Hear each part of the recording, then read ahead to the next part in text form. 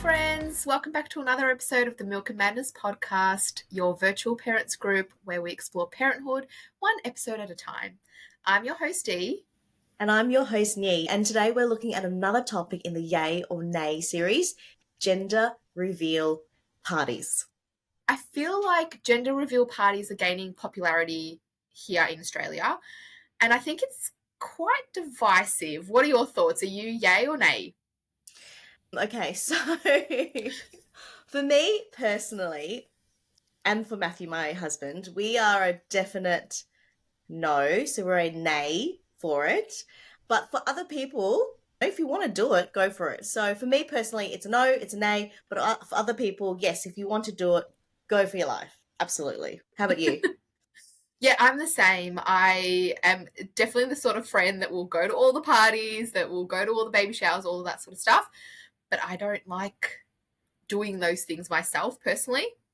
I didn't have a baby shower. I didn't even have a wedding, for heaven's sakes. I eloped. Like, all that stuff does not interest me, and that includes gender reveal parties.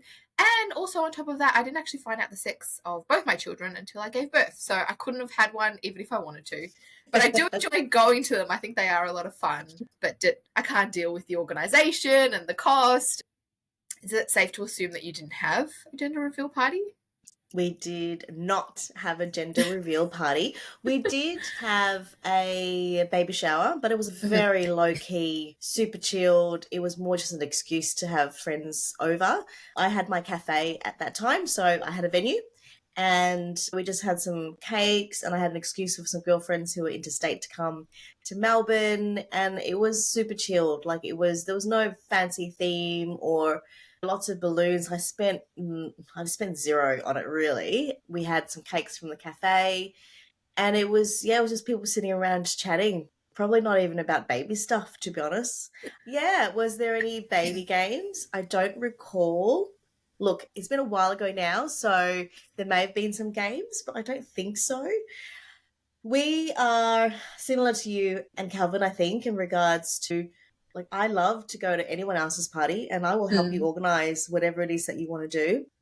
And I'll be the person cheering the loudest and I'll be the one who's dancing all night. But I would much rather it not be about me. And we had a wedding, and originally it was going to be really tiny, like really small, and then it just gets legs and it just grows, and then mum's inviting like 3 tables worth of people. But yeah, so it ended up being really big, our wedding, or big for me in terms of like Asian terms. If you think about the rest of my family and the size of their weddings, it wasn't big, like, it was quite tiny.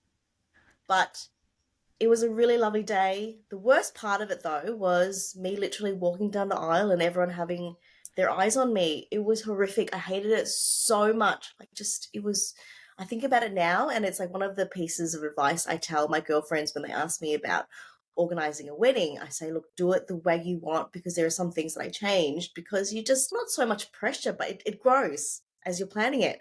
And I always tell them, if you don't want to do this, if you don't want to have a cake, don't do it. And yeah, so we never even considered having a gender reveal party. It was just not something we even thought of doing.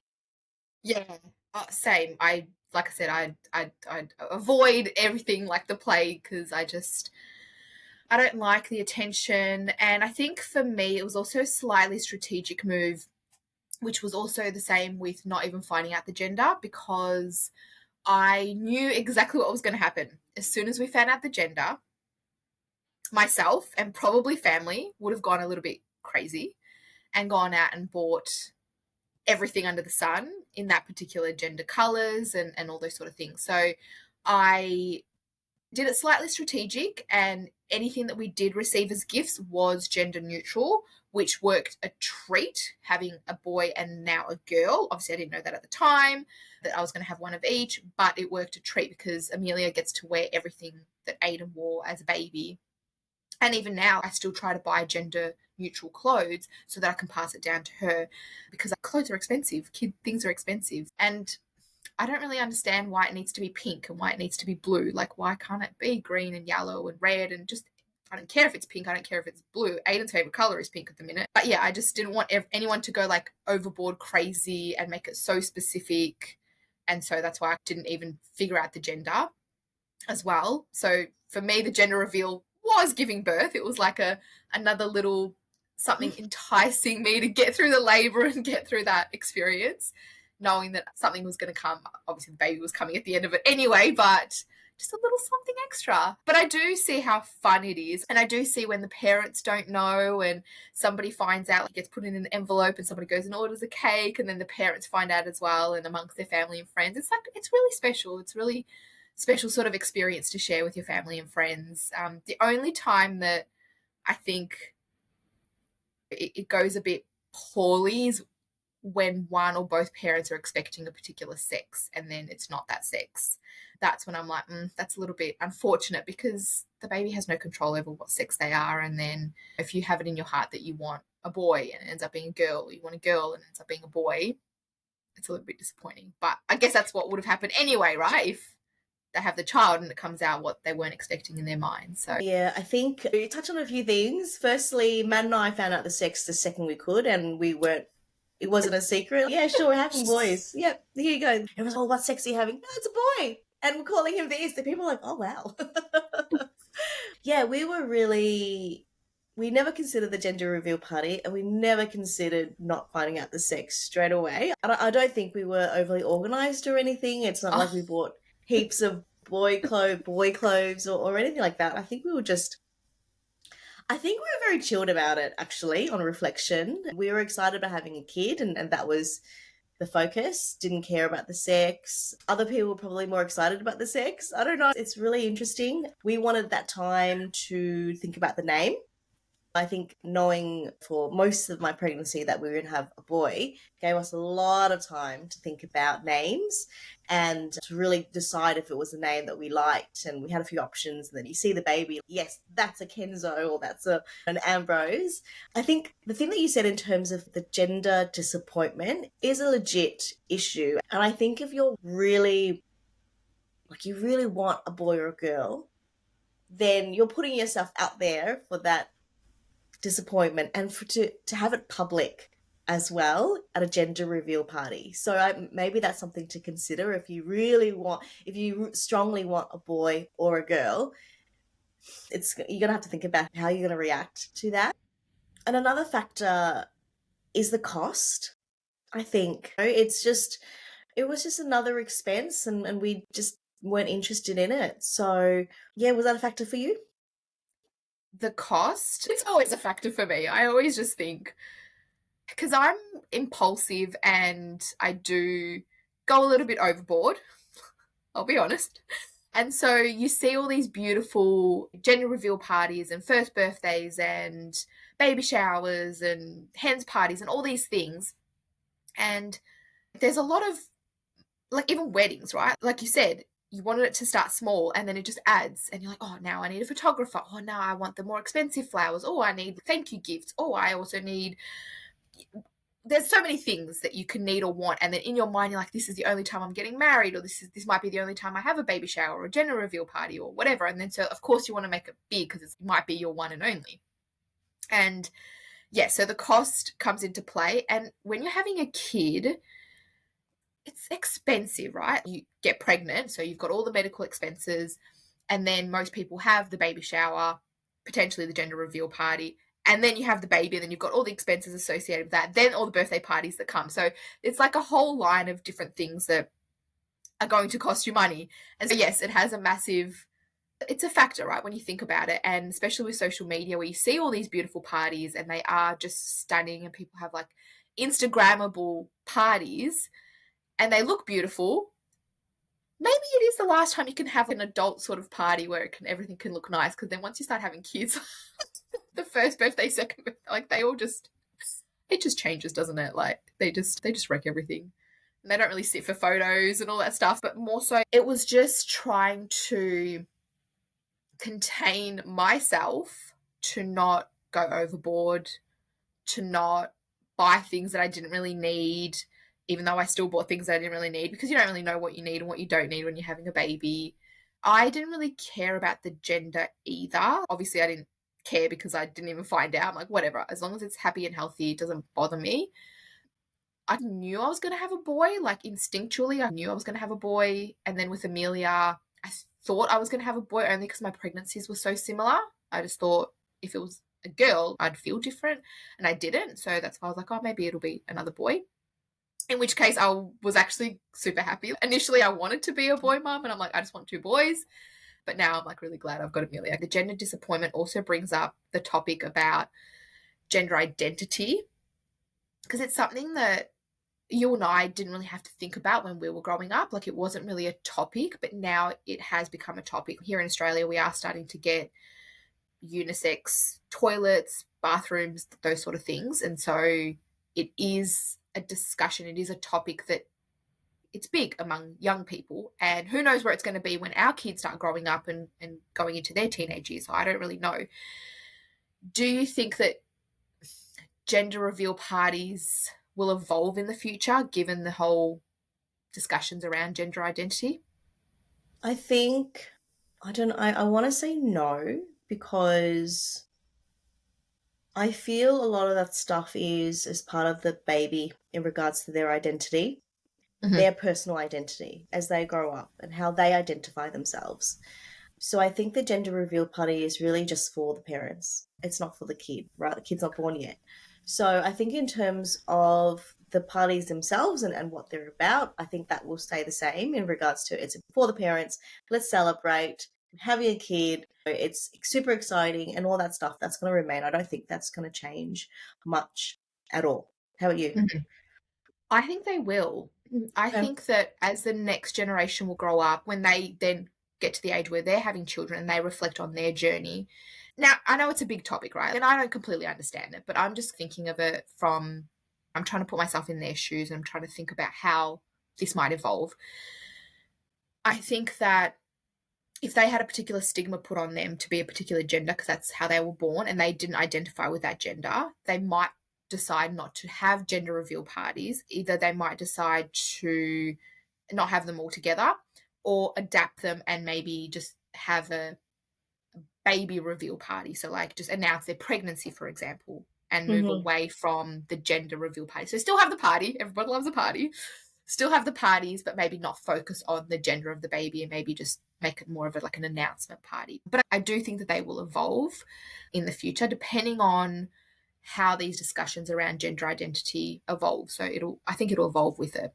So it just become less about the gender, is what you're saying? Less about the gender, more about the baby and the pregnancy.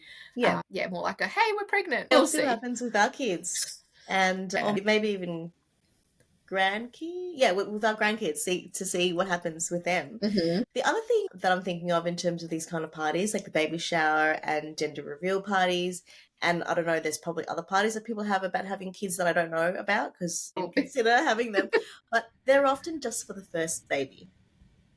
And that's my understanding or feeling about it anyways. Like we had the really super low-key baby shower for Kenzo. Did we have one for Ambrose? No. Did we consider doing it? No. We already had a kid. We had our hands full. We were exhausted trying to survive and all that jazz. We definitely didn't have one for Ambrose. And I think most people don't as well, but I'd love to hear if you're listening, if you had a gender reveal party for all your babies and you had a baby shower for all your babies, let us know because I'd love to hear your point of view. But for us, it was, if we were going to do it, it was just for the first. And then I suppose to celebrate just with our little family when we were pregnant again. And what do you think? You didn't have it, but, do you think that people have it for the second or third, fourth?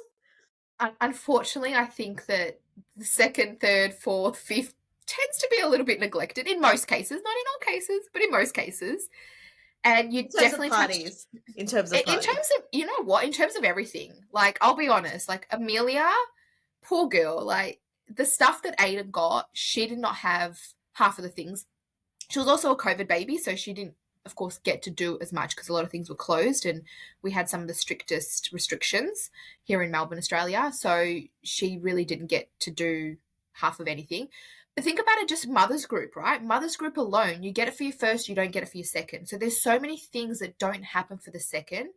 And like you said, you're so busy with your first that sometimes you just forget. You forget to do some of those things. You forget all the other things that you've done for your first. And so you miss out on the second. And so I think in general, the second tends to get a little bit more neglected in some of those factors. But in terms of gender reveal parties and baby showers and all that jazz, I think you have to just be mindful that, yes, you're super excited for your first, right? You are so excited. It's all new. If you want to make it fair, know that you're going to have to do the same for your second, third, fourth, fifth, and you're not going to be in the same headspace. You're not going to have the same time. When you're pregnant with your first, that's it. You're just pregnant with your first. You've got all the time in the world to plan and organize. And when your second comes, you don't have the time. So just be mindful of that. I feel like sometimes people have it once they've already had kids, because then it's like getting the kids involved and getting them excited for the baby. It's like a way to get them involved and that, because it can be really hard and kids can get jealous and all of that. Again, I didn't do it because my kids were so close together that Aiden wouldn't have a clue what was going on, even if I did have one. But if you've got older kids, it's like a way of involving them and let's have a party, let's organize it. What's the baby going to be? And then they get excited about having a little brother or sister. Yeah, absolutely. I think when you were saying neglect, I agree, but I don't know if I'd use that word, right? Because it's a terrible word, but you know what I'm saying. I do know what you're saying, because I think like how I feel about it is that you learn stuff. So like mother's group, do we necessarily need a mother's group that second time round? Maybe it's an optional thing, because maybe if you've had a big gap, then it would be really nice to have that. But if it's been quite recent and, and like us, we have a group from that original mother's group, would you need another's group? Maybe not. And also you've just gone through everything. Having a second kid, whatever anyone tells you, is easier in lots and lots of ways because you have that experience and that knowledge.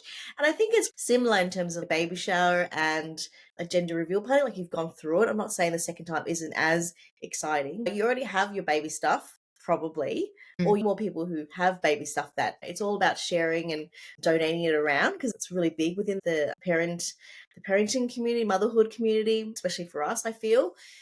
So I think a lot of it is a different approach that second time round because of the knowledge and experience that you've been through, and also lack of time and lack of energy, and probably lack of money as well. Let's not forget that. Yeah, I don't know. I think I would have liked the mother's group, because for the second child, you're 100% right with all those things. You are so much more confident in all of that. But what I find with Amelia is she gets neglected in that she doesn't really have any friends her age. Hayden had friends his age, and that's what the mother group provided. If you've got cousins or friends, co-workers who are pregnant at the same time as you, that's great. But that generally it's really hard to align those things. And so the mother's group bring those people together. With your second child, you don't have that. And so yes, you've all had second children, so that's great for us. But Amelia is a little bit older than all of your kids. So I really struggled to find friends or find people with the same age group. And that's where I find that neglect, for lack of a better word, comes from, is giving her the same opportunities that Aiden has, because I haven't given her the same. It's impossible to make it even and make it fair. I just have to come to terms that it is going to be different between the first and the second, and that's just how it's going to be. So anyway, in terms of baby reveal parties, we are both a nay. We didn't have them, but if you want to invite us to one, we will come along and we will help, and we'll put up the garlands and we'll put up the decorations and we'll do all that jazz. But for ourselves, we're a nay in hosting them. Thank you so much for joining us today as we explored the fascinating and sometimes controversial topic of gender reveal parties. Regardless of whether you have them or not, it doesn't matter. It's your own personal choice. If you love to throw a party, these rank pretty high on the fun scale, so go for it. If you enjoyed today's episode, please subscribe, leave us a review, and share with your family and friends. We'd love to hear your thoughts on gender reveal parties and any maybe alternative celebrations that you've embraced. Until next time, this has been Dee and Nyi. We'll catch you later. Bye. Bye.